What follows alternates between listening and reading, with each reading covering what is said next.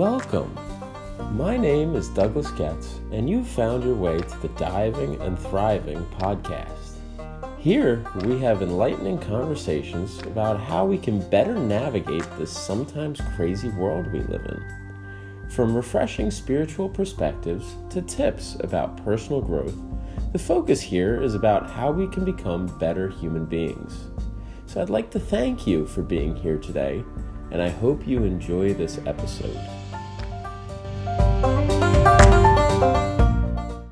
Welcome, everyone, to the Diving and Thriving podcast. Today, my guest is Mary McMonagle. Mary, how are you? I am so good. So happy to be here. Yeah, I'm happy to have you on. I've been seeing your stuff on Instagram, and it really puts out a good vibe and a good message, and something that I've been in alignment with for a couple years now. And so I've recently had Anthony Wilson on the podcast, and he says, you should reach out to Mary as well. And I said, oh, you're so right. I do need to reach out to her. So I wanted to check in with you, see how you've been, see how you've developed over the years and what you're doing now. Yes, yeah, that's so funny. The synchronicities with Anthony, because I saw your podcast and I watched that, and I was like, oh, I love the two of them. But yeah, it's really cool that we can connect and share this space together and just share our journeys and our transitions. Yeah, and we all go through transitions and transformations, and it never really stops because there's always change, there's always developing, there's always a challenge to get through. So yeah, So it's true. it's there really is, and it never really stops. So you just kind of gotta sit back and enjoy where you are for a minute before the next change comes and it rattles you up again. So, So true. yeah. Yeah. But you do a lot of cool things, actually. You're a yoga teacher, right? You're Mhm. a meditation facilitator, and you also practice Reiki too. Yes. Yeah, they're Yeah. all really cool things. So which one of those, how did you get into all that? Which one did you get into first? Yeah. Okay. So I got into yoga first. Actually started practicing yoga when I was in high school, and I would go to this lady's yoga. She had like a yoga studio in her house with my mom before school started, and being an athlete and just having a mind that was always go go go. I'm like, oh, I really like this. And then I got into meditation. That continued on into college. In college is when I started to meditate here and there. And I'm like, I started out the same way as people come to me. I can't meditate. I can't sit still. I don't know how to not think. And, which is not how you meditate. Yeah. And but that was me. And so I got into meditation in college, and I just really noticed a difference in my energy and just what my vibration, that I was like going about my day. I just had more positive energy and was feeling just really happy. And I'm like, oh, I like this meditation stuff. So I continued doing that. And back in 2017, I went out to Las Vegas. I got trained to become a yoga teacher, started teaching yoga out there. And then I moved back to New Jersey, and that's where I started to study Reiki, which is energy work. Not a lot of people are familiar with Reiki, but I like to think of it as you are taking Windex to your energy centers in our body. And we have seven main ones known as our chakras. So you're taking Reiki, which is, as a Reiki practitioner, I'm sending you healing energy to your body, to your body's energy centers, and we're just clearing out any energetic blockages.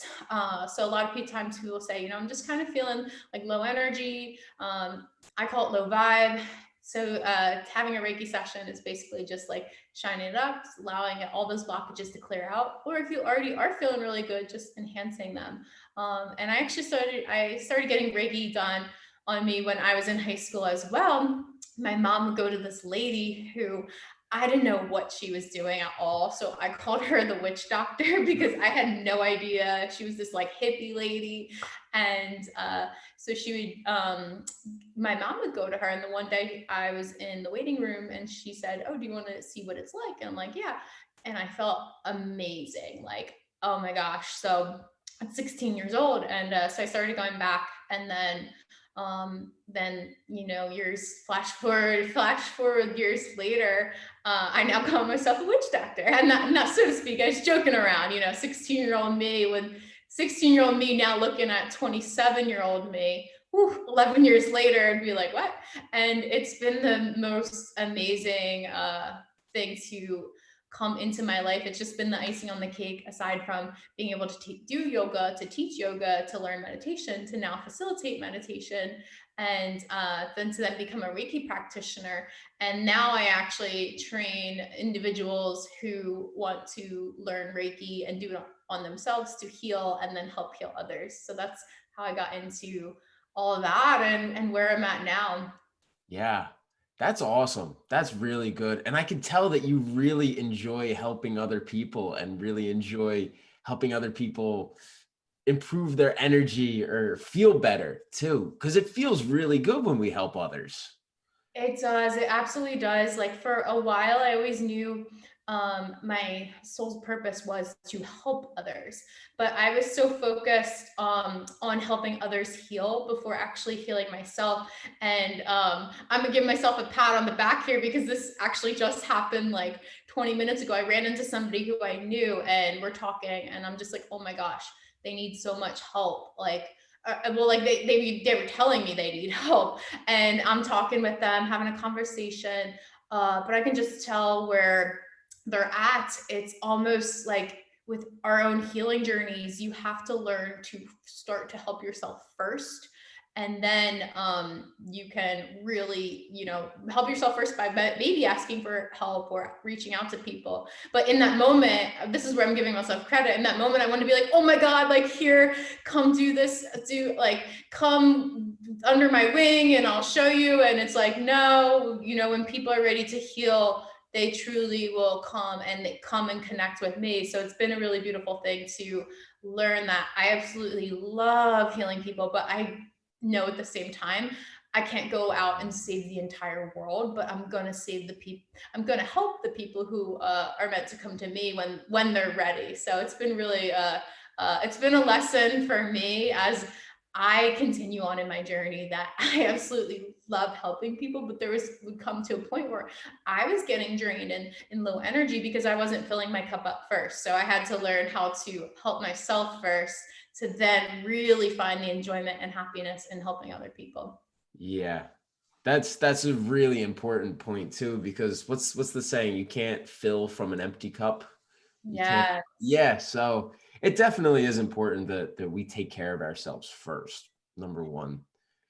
One of the biggest things I preach is, when you go on an airplane, that they always say, when, in case of an emergency, put your mask on first before assisting others, right? Because, what good if you're helping somebody else get oxygen and you don't have oxygen? So it really is important to practice helping yourself first before you go out and help other people. Yeah, that's the truth too. So what does your routine look like when you want to kind of help yourself first? What do you go through as your personal routine? Yeah. So just starting off right in the morning, I take my dog for a walk, and that's just like, she brings me so much happiness, and she's taught me a lot. And so that is already like starts my day off. And then I come back, and then I'm like, okay, now it's time for me. So I'll do, it depends on the day. Sometimes I'll do 10 minutes of yoga. Some days I'll do an hour yoga class. And then I meditate again. Sometimes it's for 5 minutes, sometimes it's for an hour. And so I still am doing the practices that I facilitate, because I just love them so much.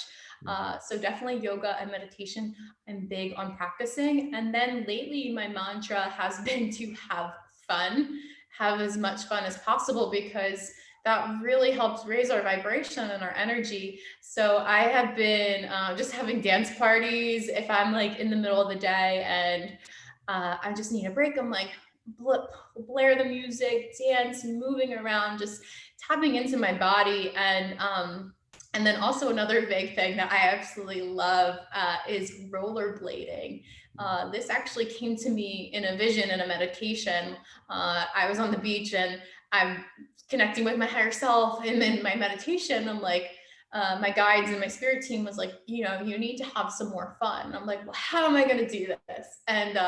And then rollerblading came to me, and I went on Facebook Marketplace that day. Saw this lady was selling rollerblades for like $10, 5 minutes away, my size. I'm like, okay. So I got them, and it's just been so fun. So that's another way for me to really just move my body. It's my own form of meditation. And then running as well. And there are a million different practices out there that I tell people that you can really like allow yourself to fill up your cup. And it doesn't have to be an hour at a time. Most people, when they think of yoga, they think of an hour, or even meditation doesn't have to be like 20 minutes. I tell people, do 2 minutes a day. If you start somewhere, start with 2 minutes a day, be consistent at that, and then increase it. But those are my practices that absolutely just make me so happy. That's big too, making sure you have fun, and then making sure you devote the time, even if it's a small amount of time. Like you said, a 10 minutes of yoga. Like that's not much, but in the grand scheme of things, it's something. It's It's something, yeah, because people get overwhelmed of where to start. And, if you're not used to making time for yourself, when I do Reiki sessions, when I see clients, my sessions are 2 hours long. It's very in depth. And some people are like, I don't have 2 hours. And I'm like, then that's okay. You're not ready to do a session with me, but start to give yourself some time, make time for yourself. Like to say, they're like in 7 days a week, like 24 hours, you don't have 2 hours to give to yourself. So and that's totally okay. It's just starting somewhere. yeah, yeah, that's big. And then the fun aspect is also really big, because if you're focusing on helping other people a lot, sometimes you can forget about yourself. And as we become adults, what kind of things do we do for fun? So that is a big thing, and that you found rollerblading is huge. And yeah, Yeah. I just went on a bike ride the other day, and I was like, wow, this is great. Like it's Yeah. exercise, I'm going faster, I'm doing something that's I don't usually do, and I'm loving it. That's awesome. Yeah. Yeah, so that's really good. But what do you have a favorite way of helping people, or is it just like a modge podge of everything kind of works together? That Yeah, so I would say, obviously my favorite way of helping people is, for me, is just what I facilitate. So the yoga, the Reiki, meditation, and now training individuals to do Reiki. But on a larger scale, my favorite way of helping people is honestly when I'm just out and about in my day, is just smiling at people, saying hi to people, saying, hi, how are you? Waiting to hear their answer. And just holding space for people. I find it's really powerful especially when you're out and walking and you're able to connect to a stranger and just start a conversation. And I just really enjoy holding space for people. I enjoy listening to people. As I'm sure you do, as a whole, having a podcast, hearing people's stories and where they're at and how they view life. So, really, for me, just helping people on the larger scale is what I do now. But in my everyday life is just being able to connect with somebody. And then, as you mentioned, thank you for highlighting my social media. I just really enjoy posting positivity on social media. And I find it incredible the people all over the world that we can connect with and really hold these great friendships and being able to help each other. And so just really holding space for people wherever I can, whether it's out in my day, walking, or on social media, connecting with a new person on there, and just bringing positivity and happiness. Yeah. And that's great too, especially the connections that we can make. Social media has a way of it can go either way. So everything has its pluses and minuses. And depending on how you use something, it can either benefit you or not benefit you. Yeah. And social media is definitely one of those things. So definitely posting positivity really brings out goodness and wholeness and shares goodness and wholeness with the world. And especially, like, you got to be careful not to fall into the endless scrolling, because that's something that I've fallen into. And man, hours can just fly. It can Yeah. just fly with no concern. So, and then as you look back, you say, wait, I just spent an hour or 2 hours doing absolutely nothing when I could have or should have. And we got to be careful of those words because those words don't really help us and they make us feel bad. But then I'll get on myself of saying, Jesus, what was I doing? So, yeah, using things for the right reasons is definitely uh, a big factor in what we can do and how we can create change. And Yeah. then connections with other people. You mentioned that. Even if it's, like you said, a random person on the street or in line at the grocery store, those connections do make a difference.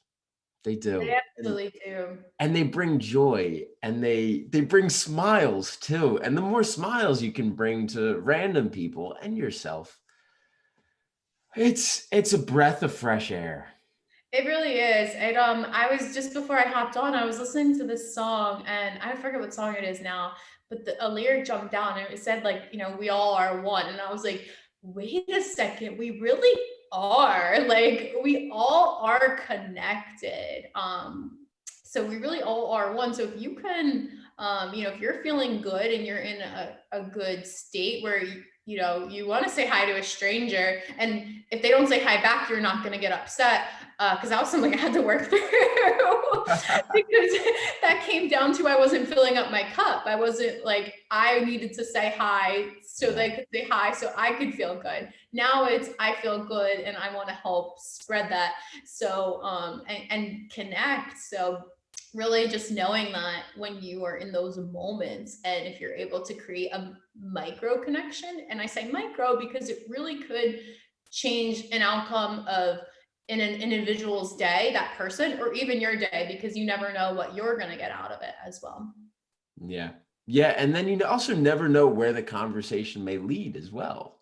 Because you can Yeah. make a connection and they could be a new business associate or a new friend or just somebody you say hi to regularly and it brings both of you joy. So yeah, reaching out to people is definitely a really important and fulfilling way to kind of go through life for sure.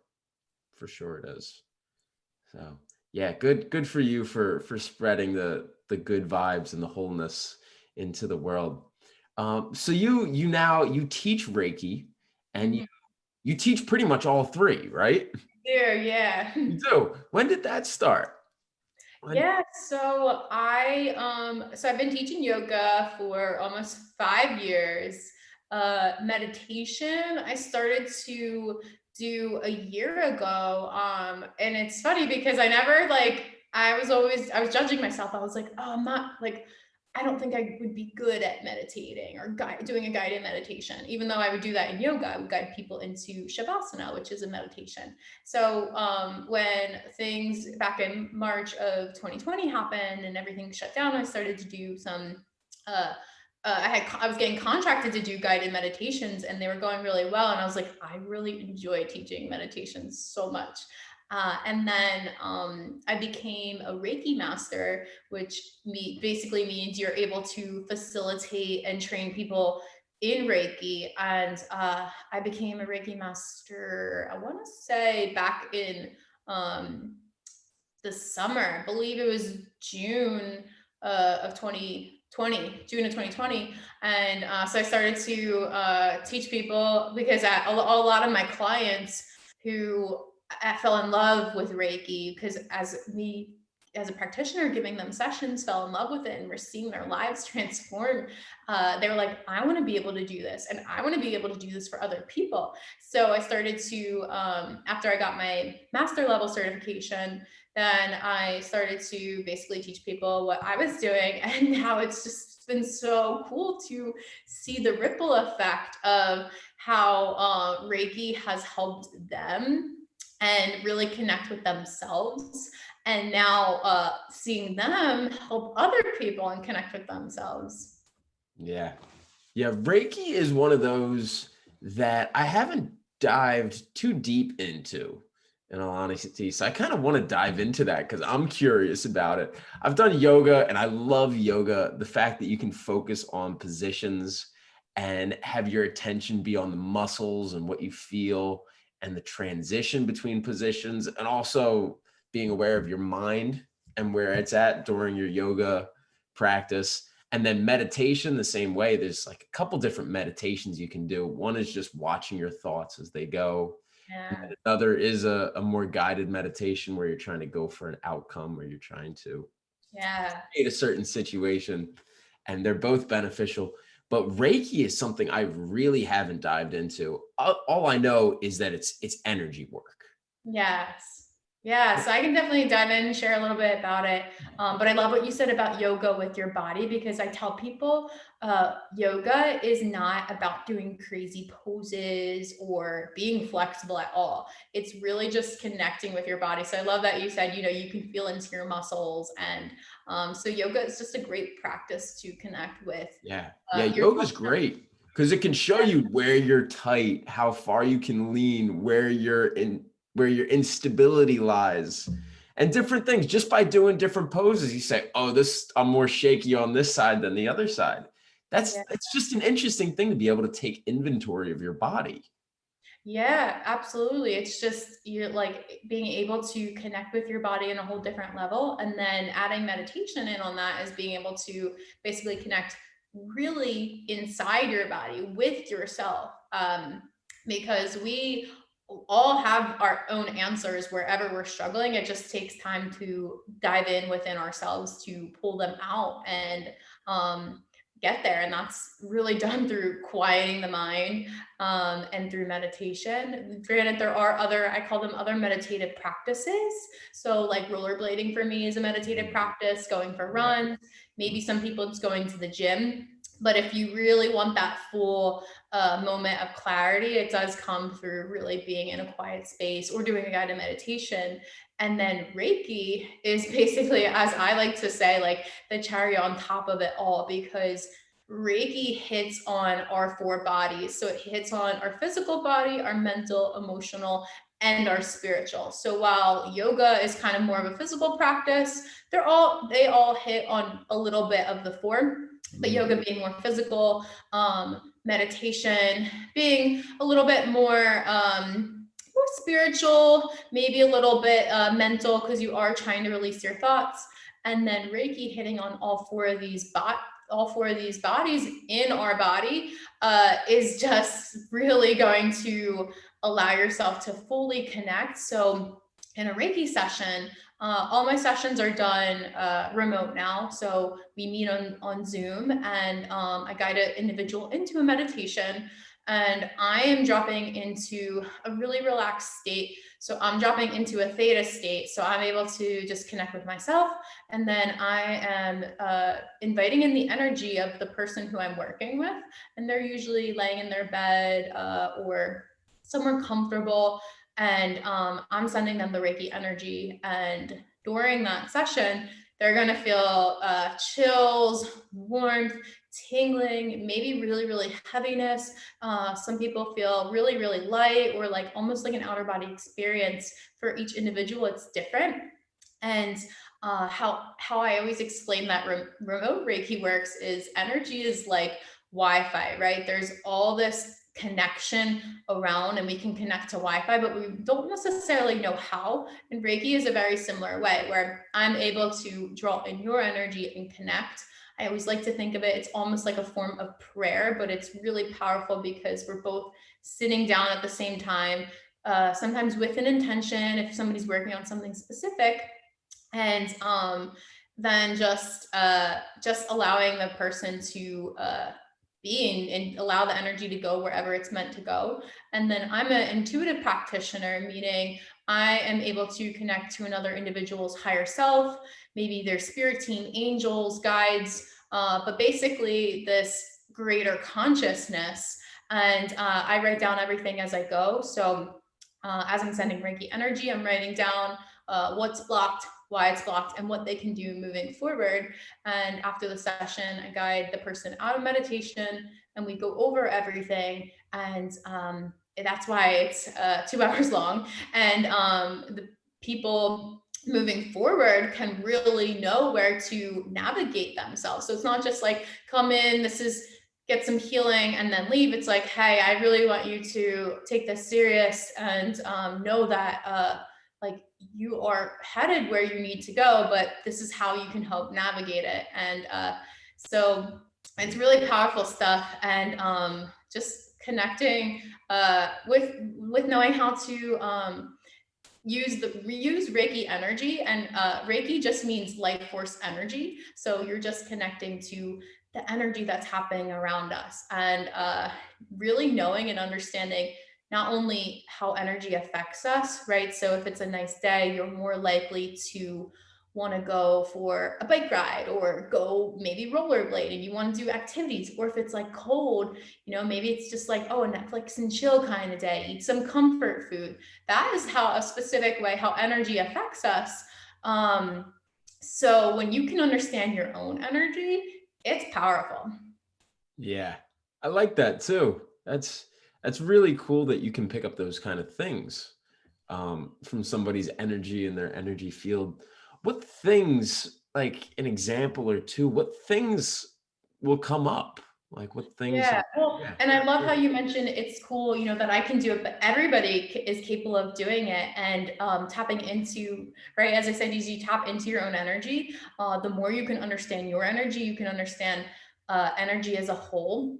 I always give the example as like, if you are going into a room and people are like, you can just tell like, ooh, they're in a bad mood, and like you might tone your energy down because you're like, ooh, like you're sensing it and you're not really knowing why. Or the opposite, you go into a room and everybody's like, hey, how you been? And like, maybe you might not be in the best mood. That helps bring your energy up. So everybody is capable of these practices. It's just becoming aware of it and working on it. Some examples for me, like as I'm practicing, would be just I'm getting intuitive messages and downloads as I'm working on a person's body. Whether I don't do any more in-person sessions anymore, so all remote now. As I'm working on a person's body, I might be able to. I'll give you an example for one of my clients. I was working on like their shoulder and chest area, and my shoulder got really, really cold. And I'm like, ooh, this client's giving somebody cold shoulder.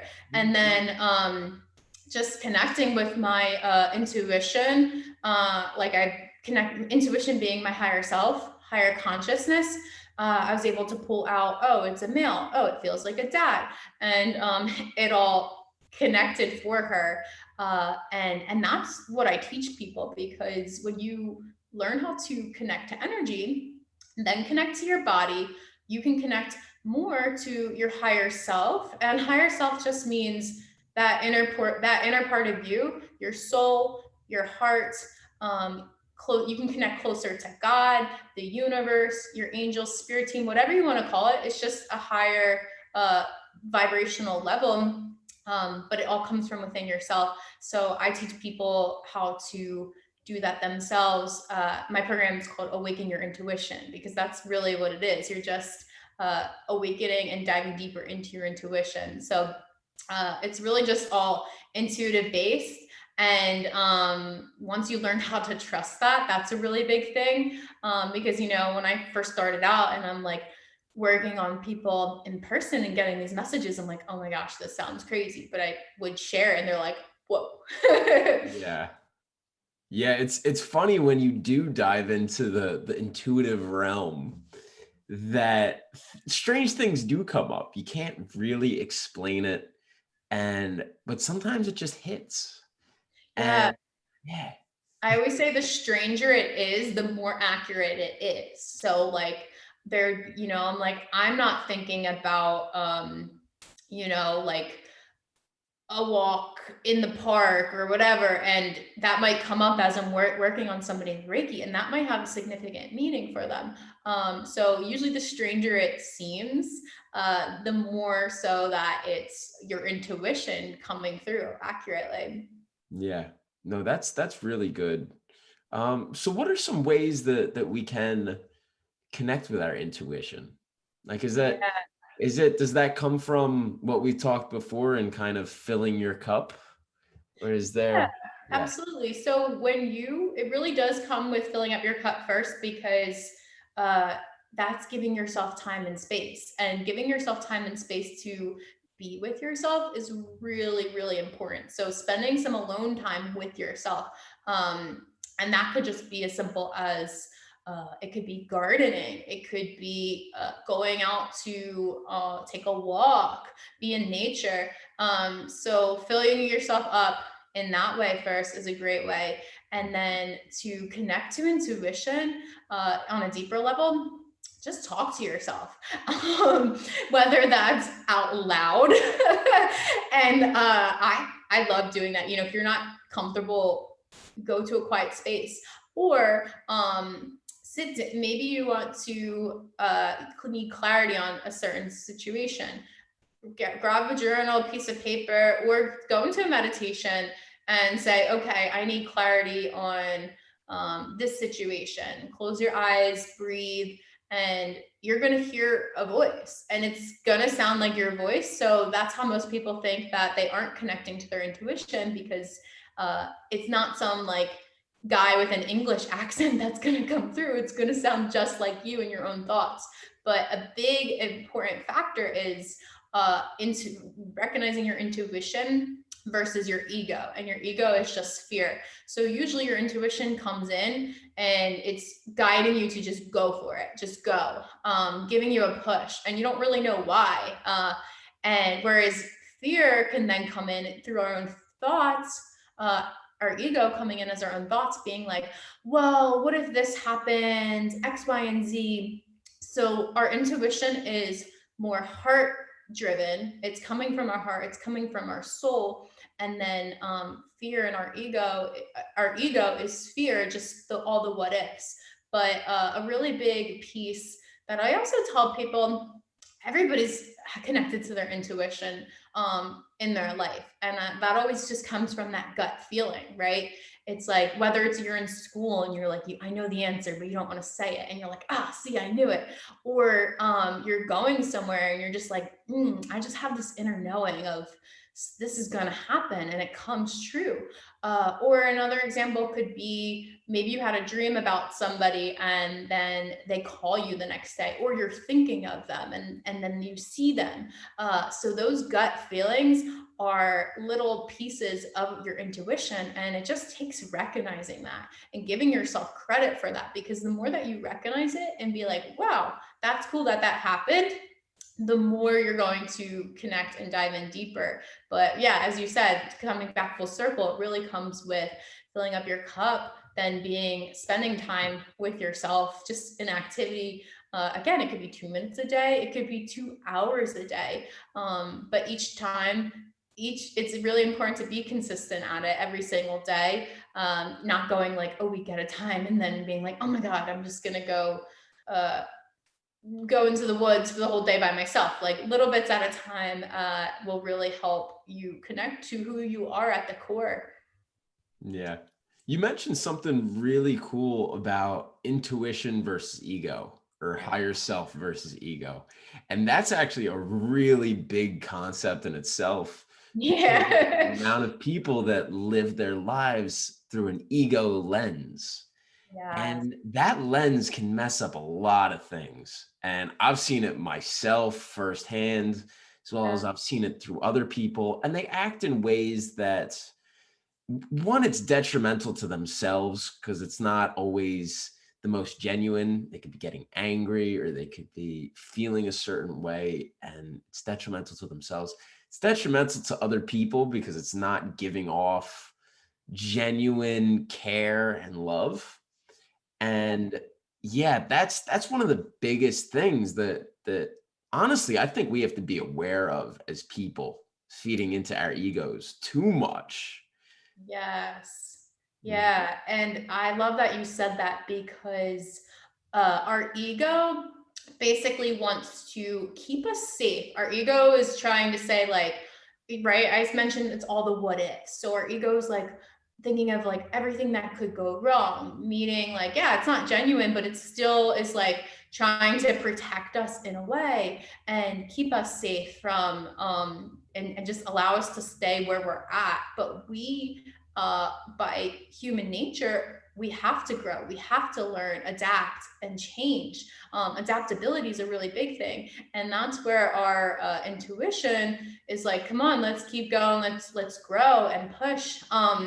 I'm huge into ego versus intuition because I too, my ego will come through. Now I have a lot better understanding of being like, oh, that's my ego, get out of here. Yeah.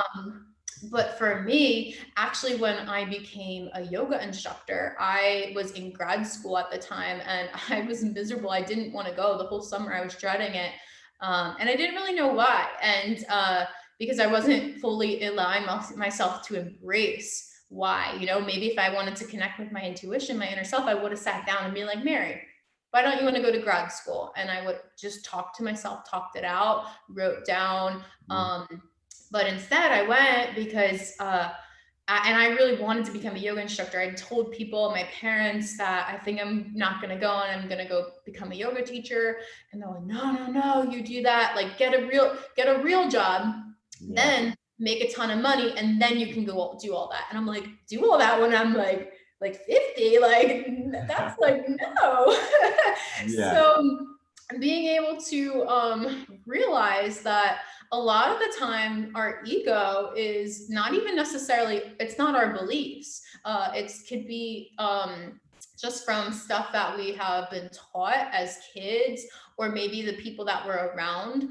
But when you can recognize like, that's really not me, or like maybe it's even being around certain people, because the more you connect with yourself and connect with who you are and your intuition, you might recognize like, I don't even really enjoy being around these people anymore. And that's okay, because that's the growth and change coming. So because you might be recognizing that you're getting some of those those beliefs from ego, based around the people you're at, the people, the places, and just kind of how you were brought up. So ego versus intuition is so big. It's such another, like you said, another topic alone. Yeah. That's one of the biggest conversations that I think ends up coming up in spiritual growth, is how the ego often, you said, it wants to protect itself. It wants to protect you, quote unquote. It wants to make sure you feel good. And what I find really interesting is that the ego does this thing where it goes back and forth on whether you're doing great, you're on the top of your game, you're killing it, you're doing so much better than these other people, and it makes you feel superior. And then on the flip side, when you're not doing well, it makes you feel inferior.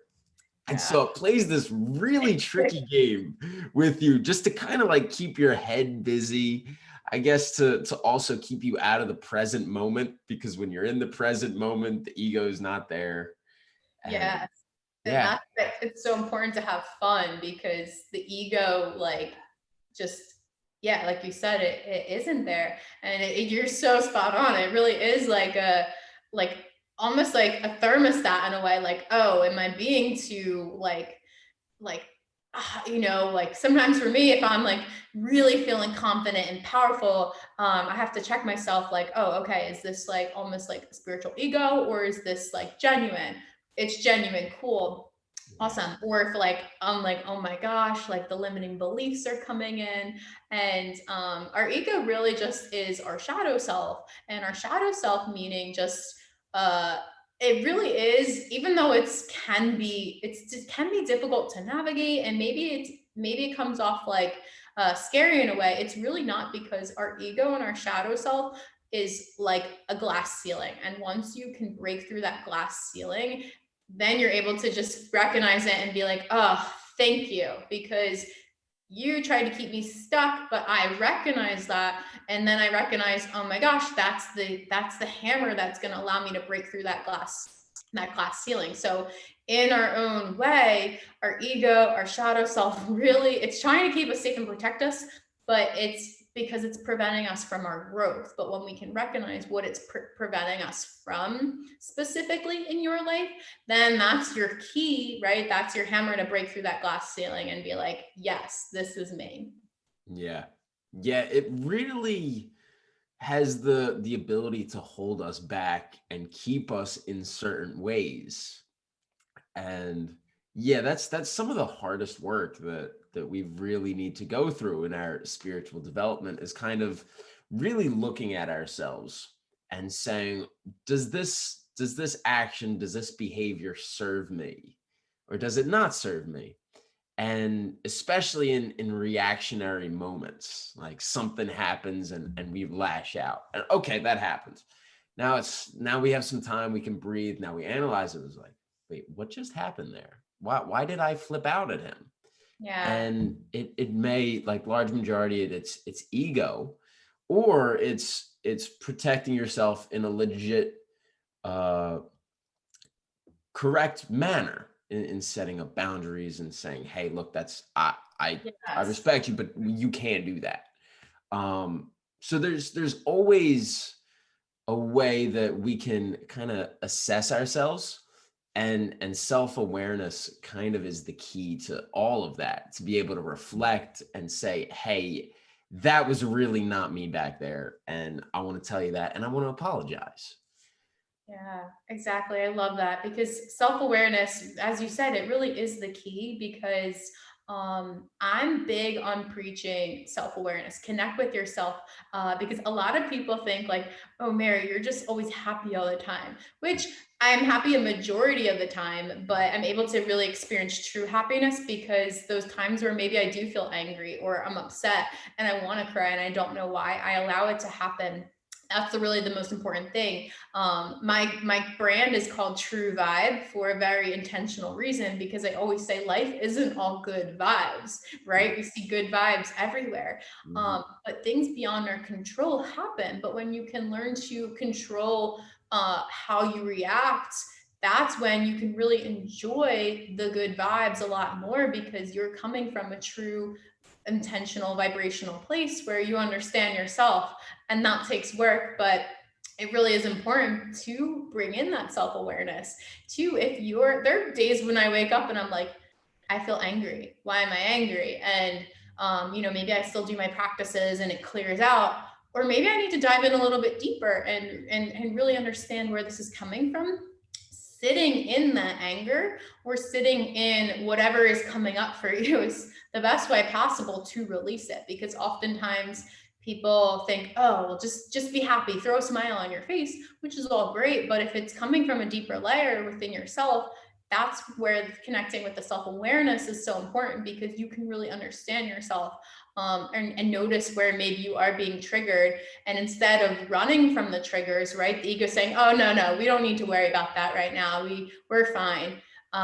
Whereas that's coming up, our emotions, or even somewhere in your body, that's your body talking to you and your intuition coming through and saying, no, let's work on this a little bit. And that's okay, because when you put in that work, that's where you are able to really connect even deeper on a self awareness level. So I love that you mentioned that, because it's super important to just allow whatever is coming through to you to come through, to not push it down. I like to tell people, think of your emotions like a pool floaty, right? If you just keep pushing it down, it's going to keep trying to come up.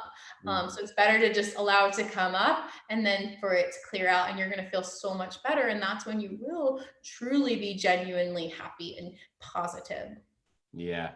Yeah, it's a really big thing to kind of analyze why we feel a certain way, because if we never analyze it, we may never really get to the bottom of it, and it'll just keep resurfacing, like you said.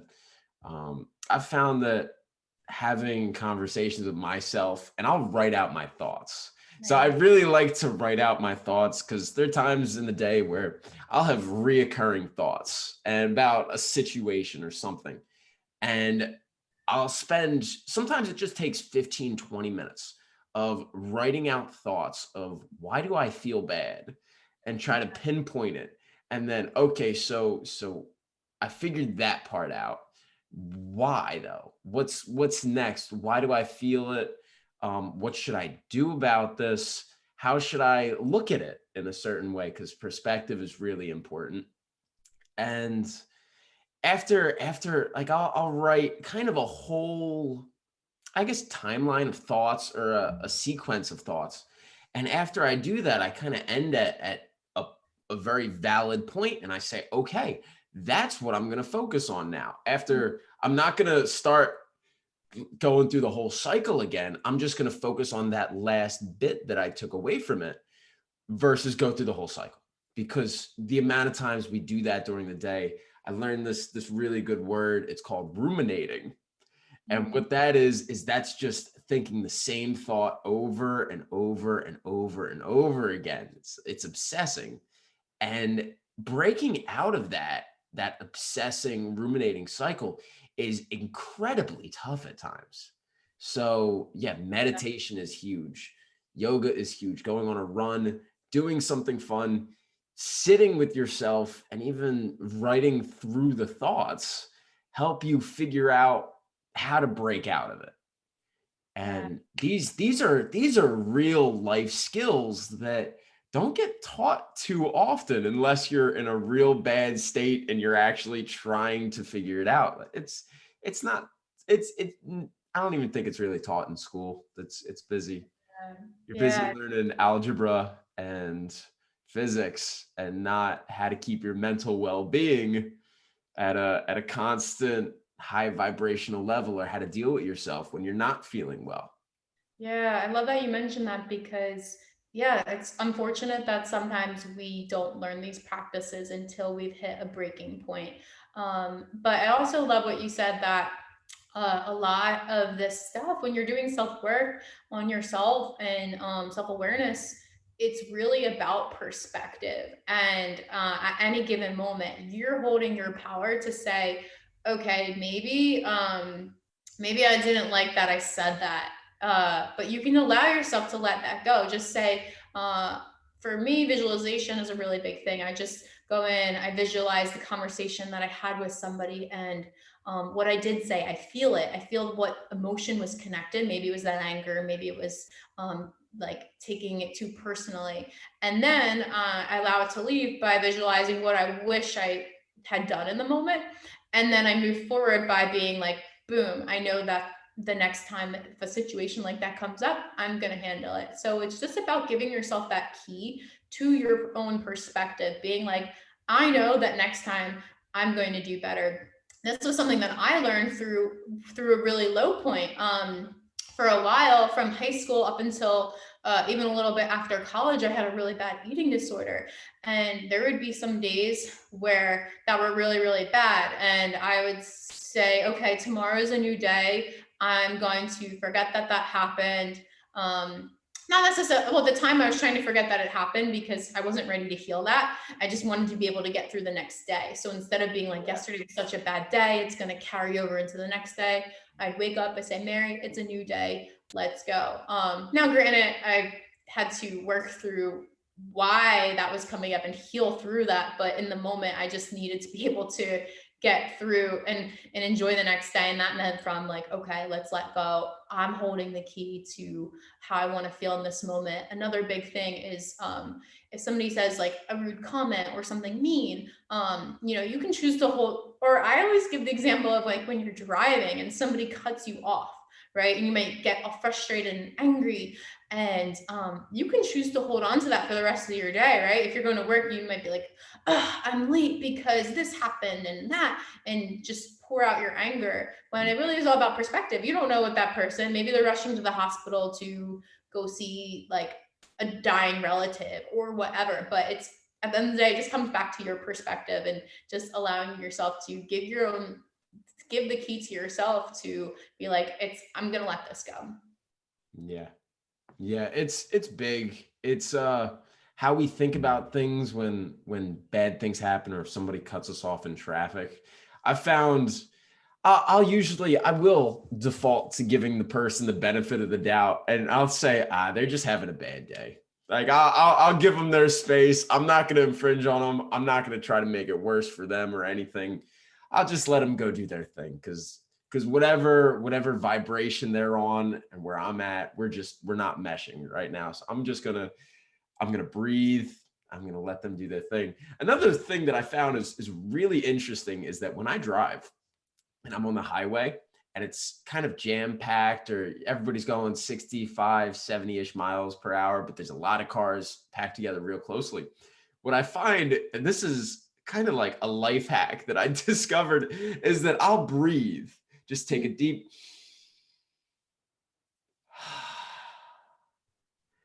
and what that does is I take my foot off the gas a little bit as I breathe. I slow down a little bit. And then as I breathe out, I speed back up. And it gives myself some space between the traffic in front of me. And so they all kind of go ahead. And then I give myself an extra 30 feet or something between me and the person in front of me. And what I find so interesting that happens really often is that cars usually travel in packs. So Mm. after I breathe, I find myself behind the whole pack of cars, and I find myself then in front of a whole nother pack of cars. So I kind of create a little pocket on the highway that is just bizarre, that I've figured out that this is something that keeps happening. So yeah, that's a tip that I've found, that if anybody's listening, remember to breathe Love when you're that. driving, because once that pack of cars go ahead and once you're in front of the other pack of cars behind you, that's actually the safest manner on the highway, is when there are no cars around you. I love that. Yeah. And you're separating yourself from, the pack of cars that maybe are rushing and are frustrated because they're in traffic and they're trying to navigate. And you're just like, I'm in the present moment. I'm here right now. Yeah. Yeah. And it's a much more enjoyable way to go about the driving experience and the living experience too. Because the amount of times that you can breathe and then go about something is so much better and beneficial than if you just go right into it.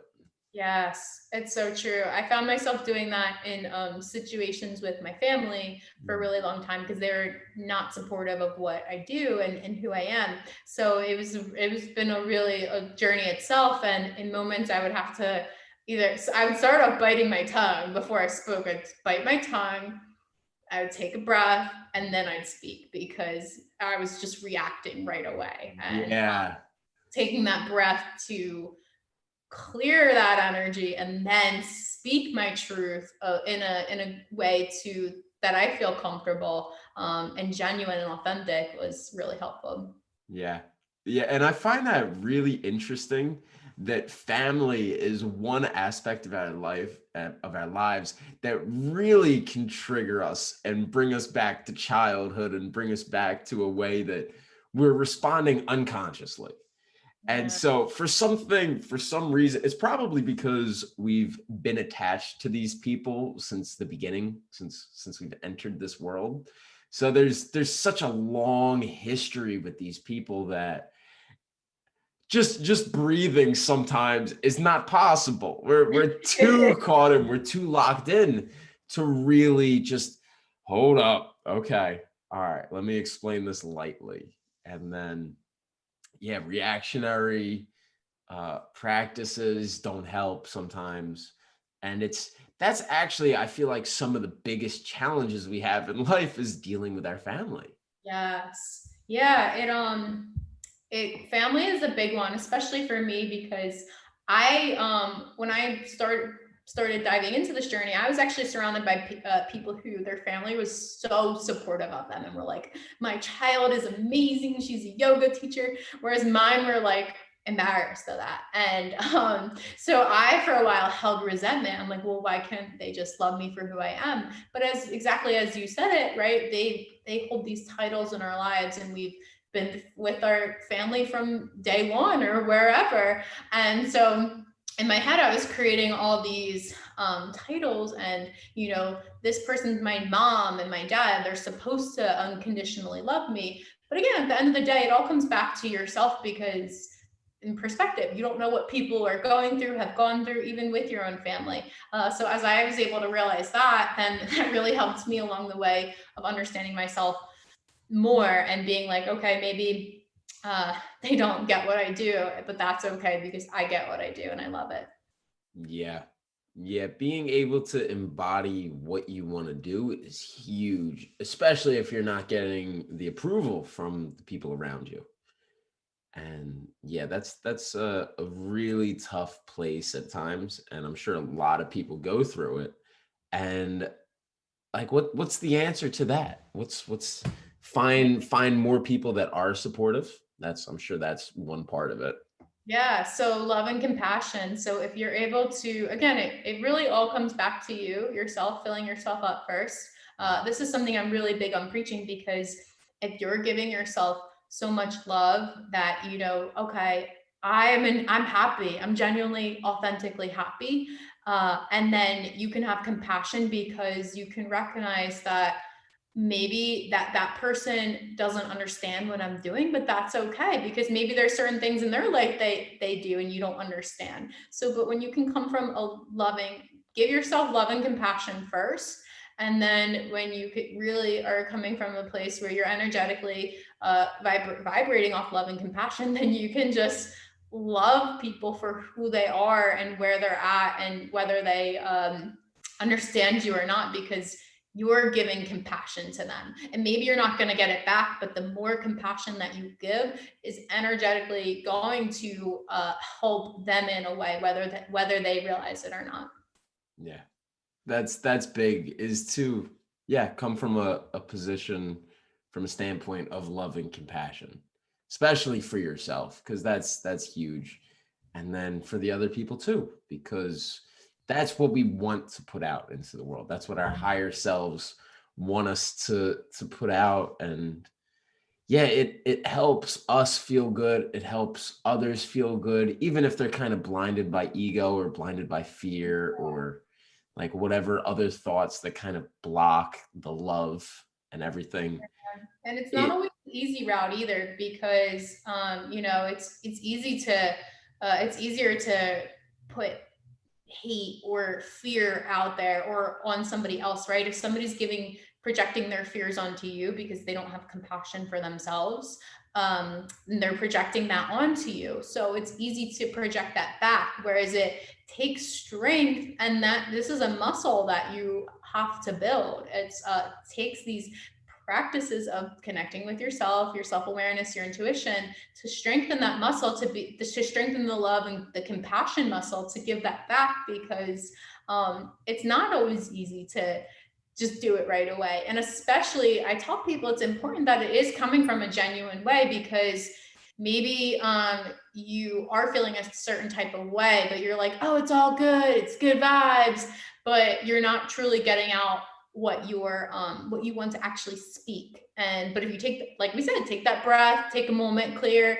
and speak from a genuine, authentic place, then you'll feel so much better. So it's not always the easiest way, but it is going to be the road, another tool to get you to on your journey to where you want to be and vibrate from a much higher place. And again, really enjoy, truly being happy and enjoying your life. Yeah.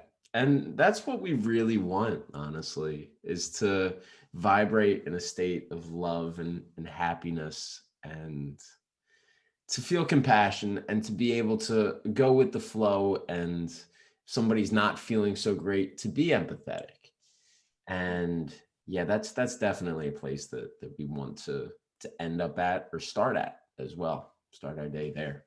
So I think that's huge. I think it really is. Mary, if people want to get in touch with you, how do they reach out to you if they want to take some of your Reiki classes, or be a Yeah, yoga absolutely. student or a meditation student of yours? Yeah, so some of my offerings, I do a free Zoom yoga session Saturday morning, 10:30 Eastern Standard Time.